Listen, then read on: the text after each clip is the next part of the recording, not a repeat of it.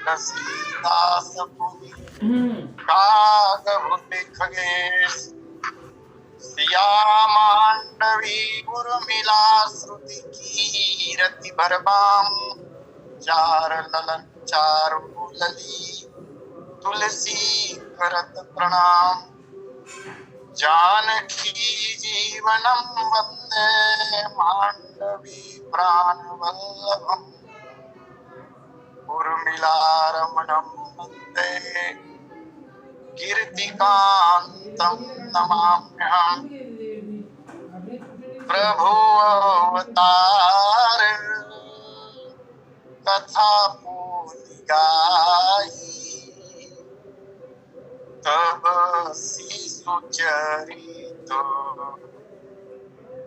कहे सी मन लाल यही विधि शिशु विनोद प्रभु किन्हा सकल नगर सीना सुख दिन्हा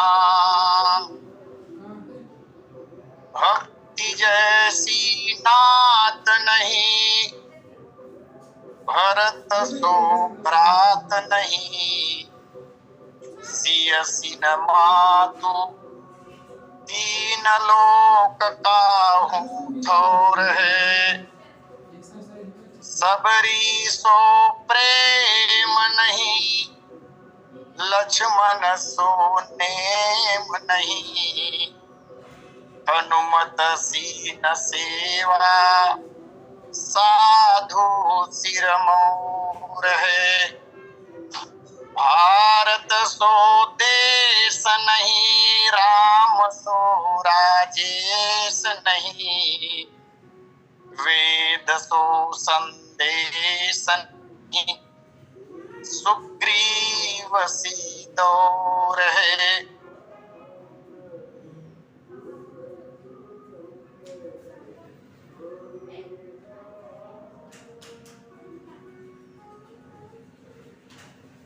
नहीं की बानी सीन बानी कहूँ है बोलिए सियावर रामचंद्र की जय।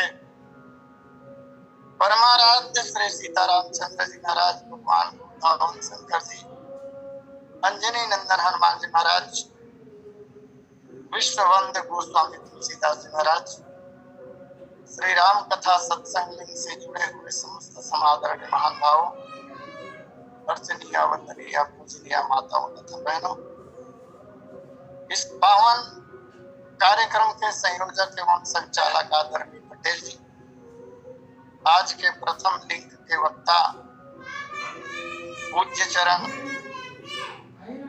मानस भूषण शर्मा जी महाराज एवं तृतीय लिंग में हम जिन्हें सुन पाएंगे पूज्य चरण पंडित दीवानी महाराज। आइए समय सीमा में कुछ कहने का प्रयास करूं। गोस्वामी तुलसीदास जी महाराज का जन्मोत्सव पखवाड़ा विद्यमान है। गोस्वामी जी महाराज की जीवन से जुड़ी हुई एक सत्य घटना जो अब से बहुत पूर्व भगवान शंकराचार्य जी महाराज के श्रीमुख से सुनी थी वही आज निवेदन करूं। गोस्वामी जी महाराज श्री राम कथा में तल्लीन रहा करते थे। जगह जगह गोस्वामी जी महाराज की कथा हुआ करती थी। एक बार गोस्वामी जी महाराज कथा करके देर रात्रि को वापस लौट रहे थे। अंधेरी रात थी। गोस्वामी जी महाराज अपने पास एक थैला लेकर चलते थे जिसमें शंख आदि कुछ पूजन सामग्री हुआ करती थी। झोली लटकाए हुए गोस्वामी जी महाराज अंधेरी रात में लौट रहे हैं और ठीक विपरीत दिशा से अर्थात गोस्वामी जी महाराज के सामने से कुछ लोग आते हुए दिखाई। संत तो संत होते हैं, भगवान के प्रतिनिधि होते हैं। संतों का चलना फिरना, उठना बैठना, देखना परखना सब ज्ञानवर्धक हुआ करता है। गोस्वामी जी महाराज ने अपने से तो कुछ नहीं कहा, लेकिन सामने से जो लोग आ रहे थे वे जब निकट पहुंचे, गोस्वामी जी के पास रुके। गोस्वामी जी महाराज को भी रोका और गोस्वामी जी महाराज से पूछा उन्होंने कि तुम कौन हो। तत्वदर्शी महानुभाव जो होते हैं, कण कण में भगवान का दर्शन जो लोग करते हैं, एक एक वाक्य उनका बड़े काम का होता है। हम समझे अथवा न समझे, यह बात हो है। चोरों ने पूछा गोस्वामी जी महाराज से तुम कौन हो, और तब गोस्वामी जी महाराज ने उत्तर दिया, भाई मैं वही हूँ जो तुम हो। गोस्वामी जी महाराज तत्व की दृष्टि से उत्तर दे रहे थे, ईश्वर अंश जीव अविनाशी। बड़ा सरल वाक्य है, भाई जो तुम हो वही मैं हूं। और इस नन्हे से वाक्य का अर्थ चोरों ने लगाया कि जब ये महोदय कह रहे हैं जो तुम हो वही मैं हूं, अर्थात यह भी चोर ही होगा, क्योंकि हम जिस तरह का चश्मा अपने आंखों में लगाते हैं, दुनिया इसी तरह दिखाई देती है। जैसी दृष्टि वैसी सृष्टि। उन्होंने गोस्वामी जी महाराज को चोर समझा, क्योंकि स्वयं चोर थे। और फिर लोगों ने विनोद भी किया, लगता है नए नए हो, ज्यादा अनुभव तुम्हें नहीं है, चलो हमारे साथ। तब तक गोस्वामी जी महाराज समझ चुके थे लोग कौन है। गोस्वामी जी महाराज उनके जीवन में एक मोड़ लाना चाह रहे थे।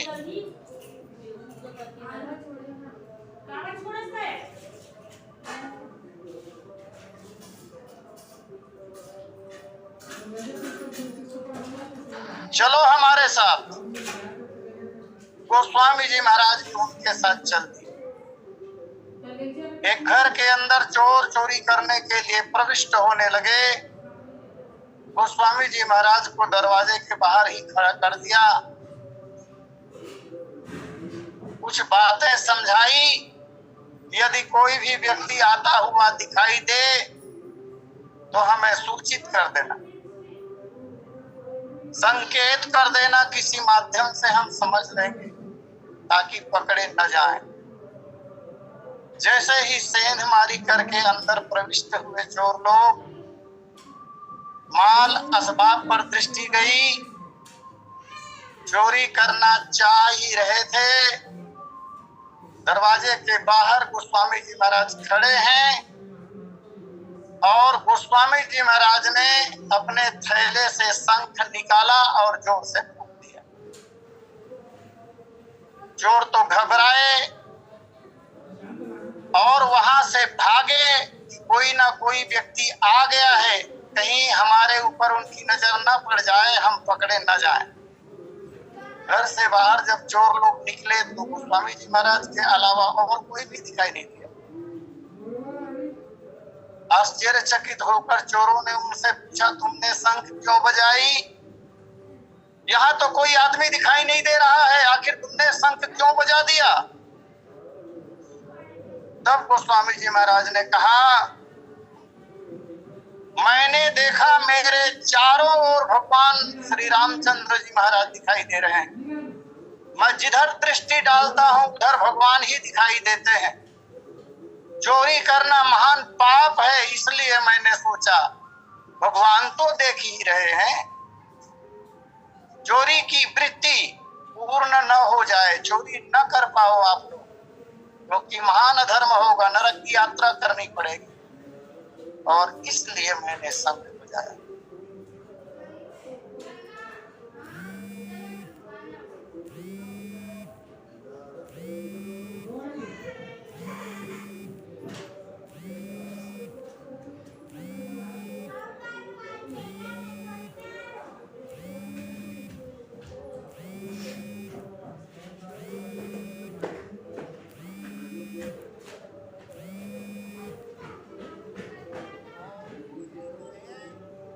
उन चोरों ने चोरी करने की वृत्ति का त्याग कर दिया।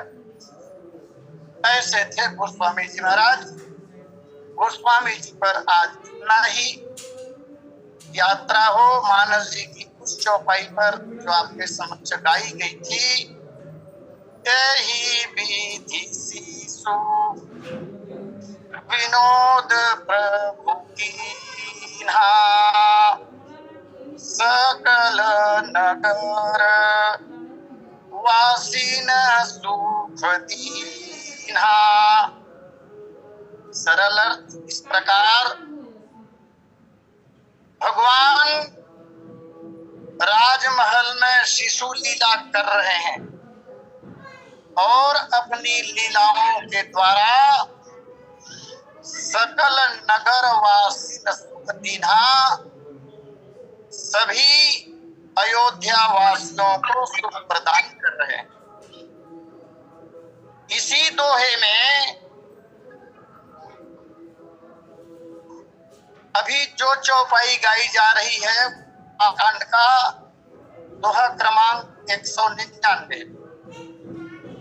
199 दोहे में 8 अंगभूत काव्य पंक्तियां हैं।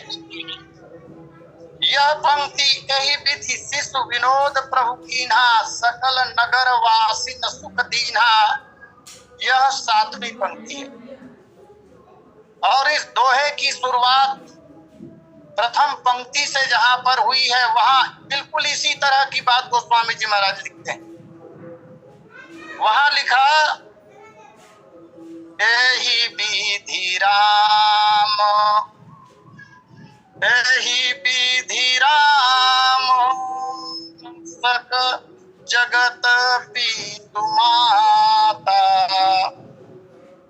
कौशलपुर वासीन सुखदाता। अर्थ भी एक जैसा ही। एक ही दोहे में एक ही भाव की पंक्तियों का लिखा जाना बाह्य तौर पर अगर देखा जाए तो पुनरुक्ति लगता है, लेकिन गोस्वामी तुलसीदास जी महाराज जैसा कवि पुनरुक्ति दोष करेंगे नहीं, यह निर्विवाद सत्य है। एक दिन की कथा में मैंने निवेदन किया था, 70 से अधिक काव्य दोष माने गए हैं काव्य प्रकाश आदि ग्रंथों के अनुसार, और यह एकमात्र ऐसा ग्रंथ है जिसमें 70 क्या, एक भी काव्य दोष नहीं पाए जाते। हाँ, यह बात अलग है, नहीं समझने के कारण हम काव्य दोष मढ़ सकते हैं, लेकिन मानस मनीषी स्वीकार नहीं करते। आइए, प्रथम पंक्ति में गोस्वामी जी महाराज ने कहा, यही विधि राम जगत पितु माता, कौशलपुर वासिन सुखदाता। और 6 लाइन के बाद गोस्वामी जी महाराज लिख रहे हैं, विधि शिशु विनोद प्रभु कीन्हा, सकल नगर वासिन सुख दीन्हा। एक ही भाव की 2 पंक्तियां एक ही दोहे में लिखने का प्रयोजन आखिर क्या? देखिए, भाव भले एक जैसे हैं, अर्थ भले एक जैसे हैं, परंतु अलग अलग संदर्भों में ये दोनों काव्य पंक्तियां कही गई है। जब प्रथम पंक्ति में गोस्वामी जी ने ये कहा कि यही विधि राम जगत पितु माता, कौशलपुर वासिन सुखदाता, तो यह कथन उपदेश देने के संदर्भ में है। और वहां गोस्वामी जी यह स्पष्ट कर रहे हैं कि भक्ति और प्रेम के वश में होकर भगवान कौशल्या की गोद में खेल रहे हैं। प्रेम और भक्ति के वश में होकर भगवान वश में है।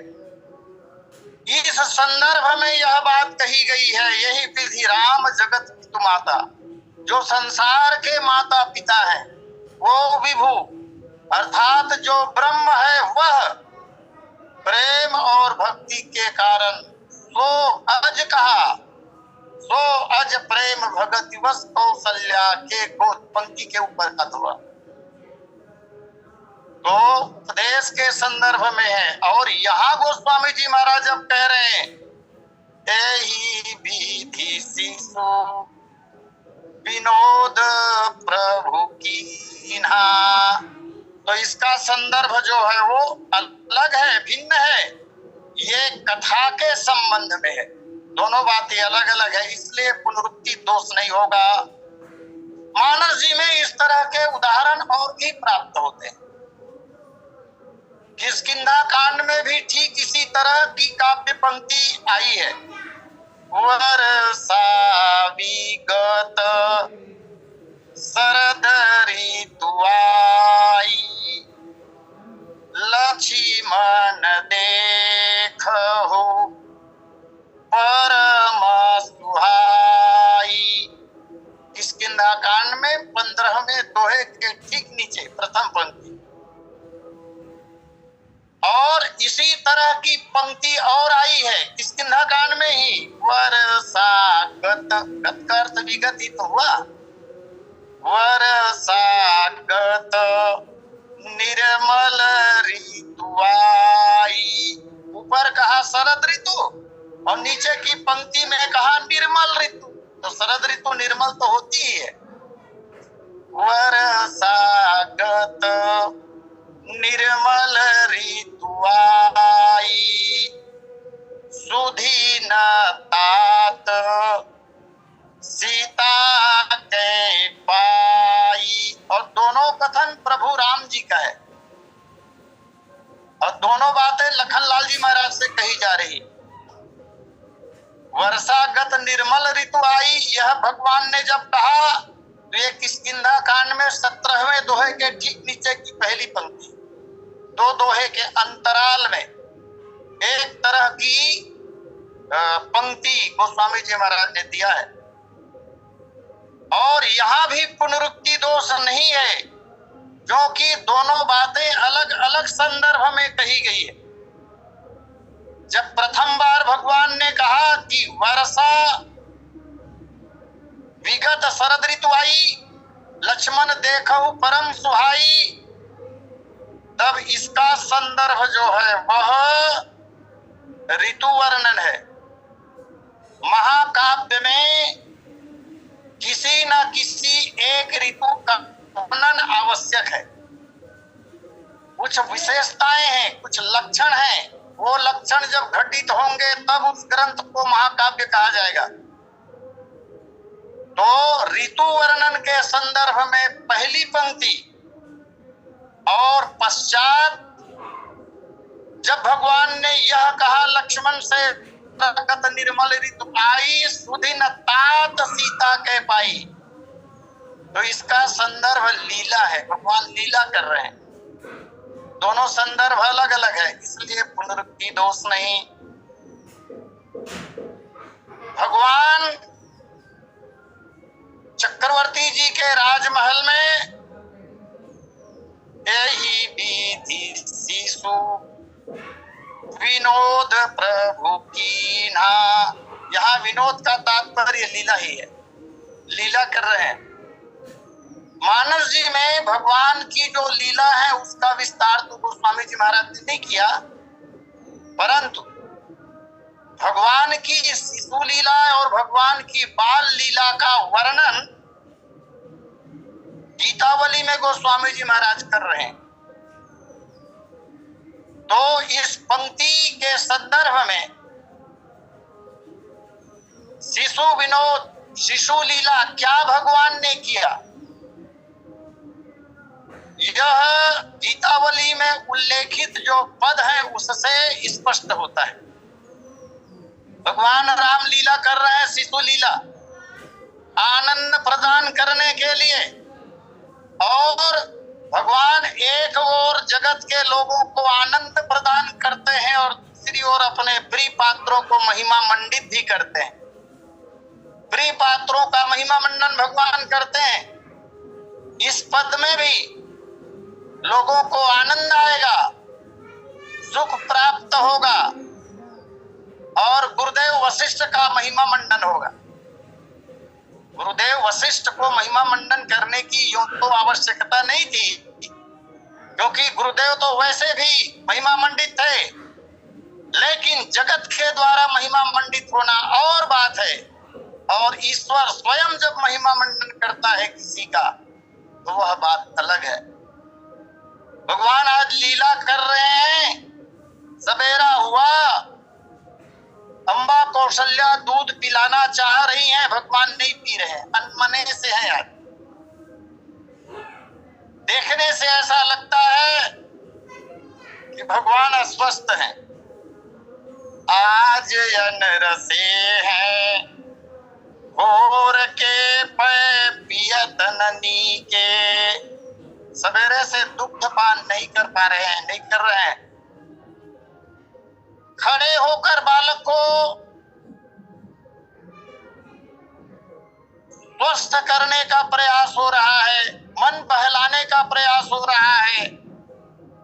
खड़े होकर भगवान को खिला रहे हैं तो भी अनमने, बैठे में भी अनमने, पालने में सुलाते हैं तो भी अनमने, रहत न बैठे ठाढ़े पालने सुलावत हो, रोवत राम मेरो सो सोच सबही के।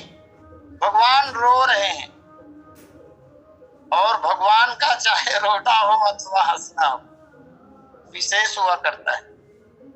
भगवान रो रहे हैं। रनिवास में, राजमहल में पूरी यह समाचार फैल गई। सबको ज्ञात हो गया कि बालक आज अस्वस्थ है। पूजा पाठ की तैयारी होने लगी।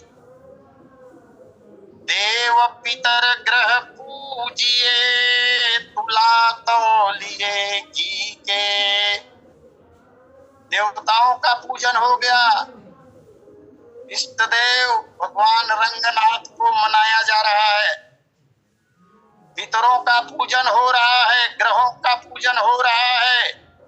भगवान को घी के साथ तौला जा रहा है। देव पितर ग्रह पूजिए, तुला तौलिए घी के। तदपि कबहु सखिए सही, आरत जब परत दृष्टि दुष्ट की के। रोना बंद नहीं हो रहा है। माताएं कह रही हैं, किसी दुष्टा की नजर लग गई मेरे लाल को, और इसलिए यह बच्चा चुप नहीं हो रहा है। क्या किया जाए? तो सारे प्रयास करने के बाद जब थक जाते थे तो गुरुदेव वशिष्ठ को ही बुलवाया जाता था। अनेक घटनाएं हैं इस तरह की। बेगी बोली कुल गुरु, छुयो माथे हाथ अमी के। गुरुदेव वशिष्ठ के पास समाचार भेजा गया। गुरुदेव तत्काल आए, और आए तब भगवान का माथा छुआ गुरुजी ने अपने उसी हाथ से जो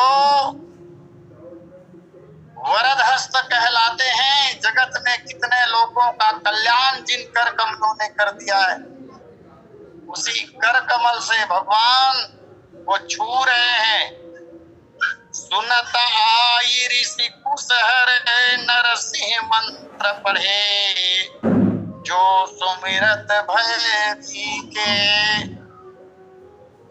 गुरुजी ने समझ लिया कि कुछ ना कुछ तो है, और तब गुरुजी ने लोक व्यवहार का इतना सुंदर वर्णन यहाँ पर, लोकमत और वेदमत, रामचरितमानस में लोकमत और वेदमत भरे पड़े हैं। एक ओर वेदमत का पालन और दूसरी ओर लोकमत का पालन। जबकि सामान्य तौर पर जब वेद मत का पालन किया जाता है तब लोकमत खंडित हो जाया करता है, और लोकमत का पालन जब होता है तब वेद मत खंडित हो जाते हैं। सुंदर समन्वय मानस जी में जासु नाम सर्वस सदा शिव पार्वती के, ताहि झरावती कौशिलाय रीति प्रीति की ही लसत तुलसी के। जिस परमात्मा श्री राम के पावन नाम का स्मरण जगत करता है, भगवान का जो नाम भगवान शंकर और माता पार्वती के लिए सर्वस्व है, उस ब्रह्म को झाड़ा फूका करवा रही है माता। ताहि झरावती कौशिला, झाड़ फूक हो रहा है। और गुरुजी ने जब हाथ रखा और नरसिंह मंत्र पढ़ा, माथे हाथ ऋषि जब दियो राम तिलकन लागे, महिमा समुझी लीला बिलो की गुरु, सजल नयन तनु पुलक रोम रोम जागे। गुरुजी के हाथ रखते ही और नरसिंह मंत्र पढ़ते ही असर तत्काल जो बालक राम अनमने से थे वो किलकारी भरने लगे, और गुरुदेव ने सब समझ लिया।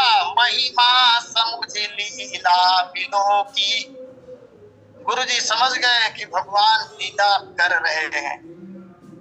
और बहुत बार तो ऐसा हुआ है कि भगवान श्री रामचंद्र जी महाराज की लीला को देख देख कर, उनके चरित्रों को देख देख कर गुरुदेव वशिष्ठ मोह से बच न सके।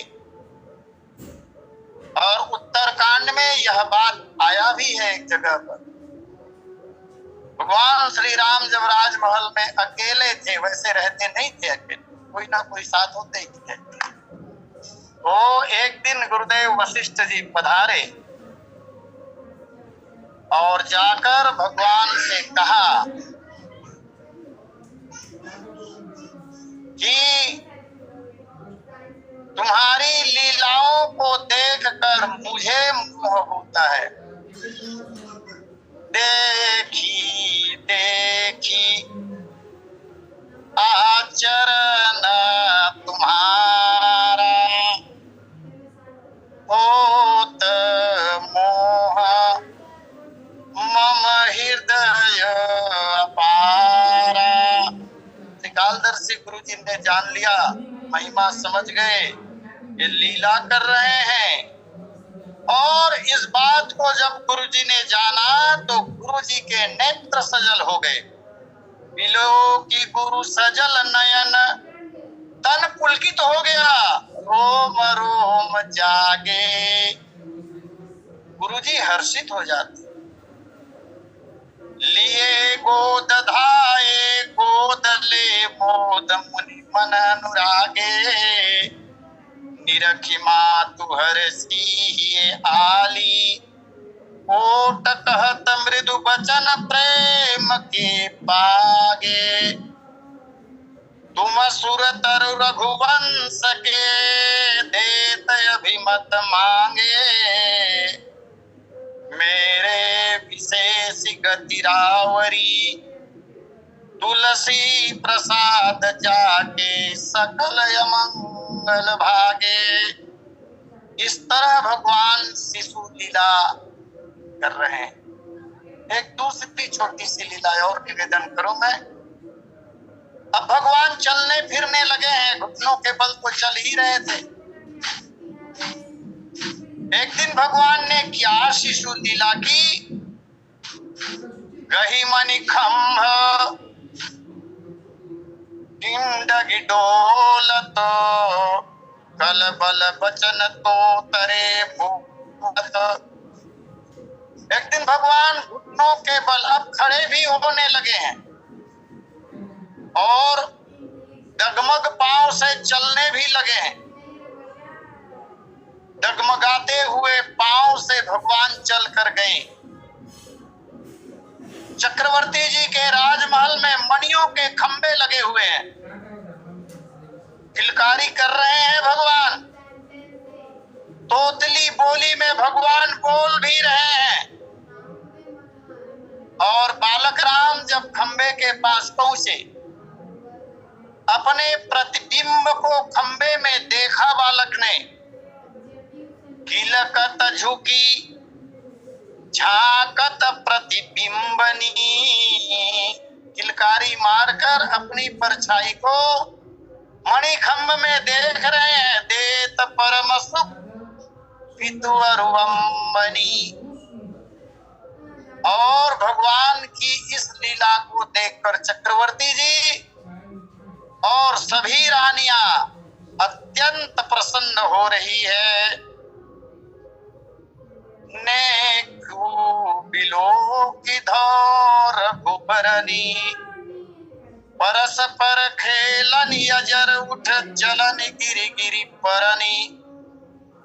गीतावली के इस पद में गोस्वामी जी महाराज ने चारों बालकों की लीला का वर्णन किया है। वैसे जहां पर भगवान राम की लीला दिखाई दे रही है, शिशु लीला, वहां सभी कुमारों की लीला मान लेनी चाहिए। सभी बालक एक जैसे कर रहे हैं, एक ही उम्र के हैं, सब एक साथ खेलते हैं। और लोक व्यवहार में भी हम लोग देखते हैं, जैसे घर के बड़े बच्चे करते हैं उसकी नकल छोटे भी करते हैं। तो परस्पर चारों कुमार आपस में खेल रहे हैं। झुकनी झाकनी छासो, किलकनी नटनी हकिलरनी। अपनी परछाई को देखते हैं और परछाई को देखकर उसे पकड़ने का प्रयास करते हैं, किलकारी मारते हैं, नाचते हैं। तो तरी बोलनी बिलोकनी मोहनी मनहरनी। मन को आकर्षित करने वाली तोतली बोली में चारों बालक बोलते हैं। और इस दृश्य को महाराज देखते हैं, महारानी देखती है, दासियां देखती हैं, और भी लोग, अयोध्या की माताएं इन बालकों का दर्शन करने के लिए भी तो नित्य जाती हैं। एक सखी बालकों की इस लीला को देखकर कह रही है कौशल्या जी से, महारानी जो देखो तो कितना सुंदर खेल रहे हैं बालक। सखी वचन सुनी कौशिला लखी सुंदर पासे डरनी। सखी की वचनों को सुनकर माता कौशल्या भी देखती हैं और प्रसन्न होती हैं। और प्रसन्न होकर लेत भरी भरी अंक, सैत तिपैत जन तुम करनी। माताएं मोद में भरकर बच्चों को अपनी अपनी गोदी में ले लेती हैं। इस तरह भगवान सुंदर सुंदर शिशु लीला का संपादन कर रहे हैं। नगर वासियों को सुख देने के उद्देश्य से शैशव अवस्था में जो लीला भगवान ने की और भगवान के द्वारा की गई उन लीलाओं को अवधपुर वासियों ने देखा। यह अयोध्या वासियों के अनन्य भक्ति का ही परिणाम है। सामान्य लोग अयोध्या में नहीं आए थे। वेदों की ऋचाएं बड़े बड़े संत तपस्वी लोग ही भगवान की बाल लीला को देखने के लिए, शिशु लीला का दर्शन करने के लिए अयोध्या में आए थे। पिछले जन्मों में उन्होंने भगवान की अनन्य भक्ति की थी, तभी ऐसा सुंदर शुभ अवसर प्राप्त हो रहा है। इस तरह भगवान की लीला बोले लय उछंग, कबहु कहल रावे, कबहु पालने घाली झुलावे। कौशल्या आदि सभी माताएं कभी बालकों को गोद में हिलाती हैं, डुलाती हैं और कभी पालने में लिटाकर सुलाती हैं। माता कौशल्या के चित्त का यह उत्साह है। कभी कभी माता बालक राम को गोदी में लेती है और थोड़ी देर गोद में रखने के बाद उतार देती हैं, नीचे बिठा देती हैं। सभी माताएं ऐसा करती ताकि बालक चलना सीखे। और जैसे ही माता कौशल्या बालक राम को नीचे उतारती हैं, भगवान चलने लग जाते हैं। गोस्वामी जी महाराज ने इसका सुंदर चित्रण किया भी है। जान पानी बिचरनी मोहि भाई। और कभी पालने में जब झुलाती हैं तो सुंदर बाल चरित्र का गान करती हैं माता। गान कैसा, तो इसका वर्णन भी तो गोस्वामी जी महाराज ने किया है। कबहु छंग, कबहु बर पलना, मातु दुलारई, कही प्रिय ललना। इस प्रकार भगवान की शिशु लीला अयोध्या में हो रही है और लोग आनंद उठा रहे हैं, सुख को प्राप्त कर रहे हैं। समय अपनी पूर्णता पर है। अस्तु यही वाणी विराम। सादर आमंत्रित करूं आदरणीय पटेल जी को। बोलिए सियावर रामचंद्र की जय।